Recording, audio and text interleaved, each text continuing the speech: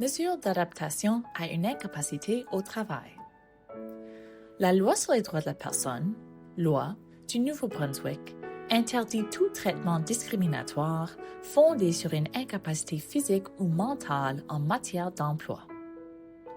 Droits de la personne et incapacité mentale et physique.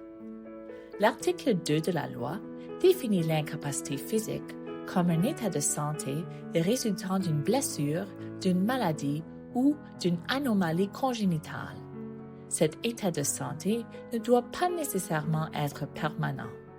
Il peut s'agir de maladies de courte durée, mais pas de problèmes de santé courants comme le rhume, la grippe ou l'angine streptococcique. Exemple d'incapacité physique. Problèmes de dos, diabète, cancer, sclérose en plaques, troubles cardiaques, daltonisme.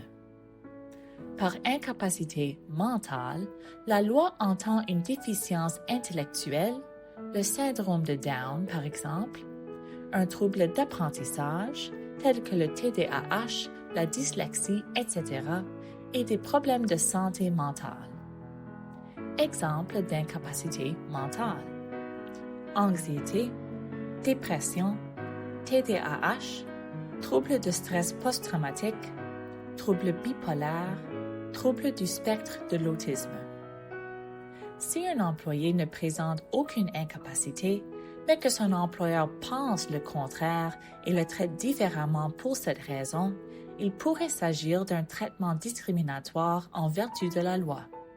Il s'agit d'une discrimination fondée sur une incapacité perçue. Exemple. Vous dites à votre employeur que vous avez souffert d'une incapacité dans le passé, mais que ce n'est plus le cas. Toutefois, l'employeur considère que vous présentez toujours une incapacité et que vous ne serez donc pas en mesure de travailler à temps plein. Il réduit votre horaire de travail. Il s'agit de discrimination fondée sur l'incapacité perçue. Incapacité et emploi en vertu de la loi. Conformément aux lois sur les droits de la personne, un employeur ne peut discriminer des employés en raison d'une incapacité mentale ou physique. La discrimination est interdite dans tous les types d'emplois, qu'ils soient permanents, occasionnels, à temps plein ou à temps partiel. La loi protège également de la discrimination au cours du processus d'embauche. L'obligation d'adaptation de l'employeur. Si vous avez besoin de soutien en raison d'une incapacité physique ou mentale, votre employeur est tenu de donner suite à votre demande raisonnable. On parle alors d'obligation d'accommodement. C'est la loi. L'obligation d'accommodement signifie qu'un employeur est tenu de changer ses règlements ou politiques afin d'aider un employé ayant une incapacité. Tous les employés bénéficient ainsi d'un traitement équitable et peuvent participer pleinement et apporter leur contribution sur leur lieu de travail. L'obligation d'accommodement est aussi collaborative. On entend par là que l'employé doit coopérer avec l'employeur pour qu'ils puissent étudier ensemble la meilleure façon de soutenir l'employé dans son travail. Par exemple, l'employé doit fournir à l'employeur tout document médical ou autre pertinent. S'il devient trop difficile pour l'employeur de tenir compte de vos besoins, pour des raisons de santé et de sécurité par exemple, ce dernier peut alors refuser d'accéder à votre demande. Cela dit, ce refus doit être fondé sur une évaluation minutieuse. Il n'est pas automatique. Dans ce cas, on parle de contraintes excessives. Responsabilité des employeurs. L'obligation d'adaptation de l'employeur comprend deux étapes importantes. 1. Collecte de renseignements.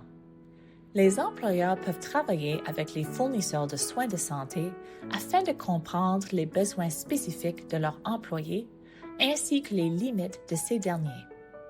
Chaque demande de mesure d'adaptation doit faire l'objet d'un examen pour évaluer les besoins propres à la personne concernée.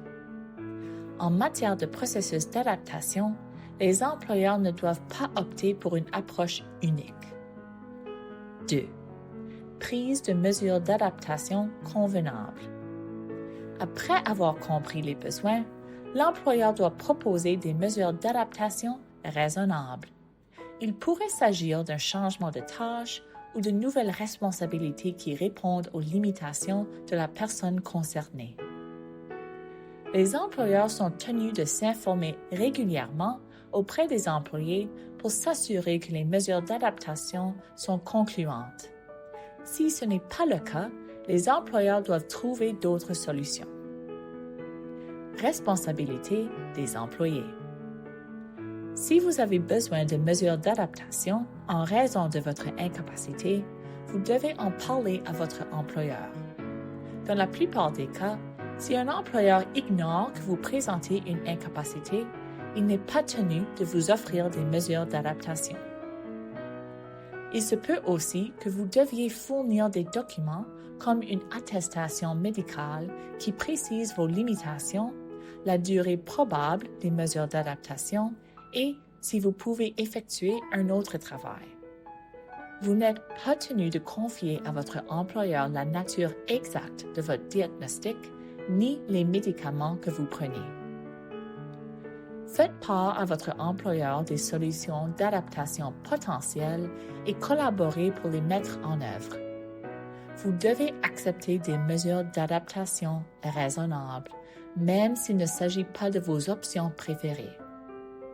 Travaillez de concert avec votre employeur pour veiller à ce que les mesures d'adaptation soient bien en place et s'avèrent concluantes. Exemple de mesures d'adaptation en lien avec des incapacités physiques ou mentales. Réduire la charge de travail d'un employé et ou lui confier de nouvelles fonctions qui correspondent mieux à ses besoins et capacités actuelles. Accorder aux employés qui ont des rendez-vous médicaux une certaine flexibilité d'horaire. Autoriser à un employé de venir au travail avec son animal d'assistance. Remarque, les animaux d'assistance et de soutien émotionnel sont protégés en vertu de la loi s'ils font partie du traitement de l'incapacité mentale ou physique. Fournir des outils de soutien comme un logiciel de lecture à un employé déficient visuel. Assurer l'accès des espaces de travail aux employés à mobilité réduite. Pour en savoir plus sur les mesures d'adaptation à une incapacité au travail, vous pouvez consulter notre ligne directrice sur les mesures d'adaptation à une incapacité physique et mentale au travail. Vous avez des questions? Adressez-vous à la Commission. La Commission des droits de la personne du Nouveau-Brunswick est un organisme gouvernemental qui veille à ce que les droits de la personne de tout le monde au Nouveau-Brunswick soient protégés en vertu de la loi. Si vous souhaitez en apprendre davantage sur vos droits et responsabilités en matière d'incapacité au travail, adressez-vous à la Commission. La Commission fournit gratuitement de l'information au sujet de vos droits et peut fournir de l'information sur notre processus de plainte si vous croyez avoir subi de la discrimination. Pour nous joindre, 506-453-2301 hrc.cdp@gnb.ca www.gnb.ca/HRC, trait d'union, CDP.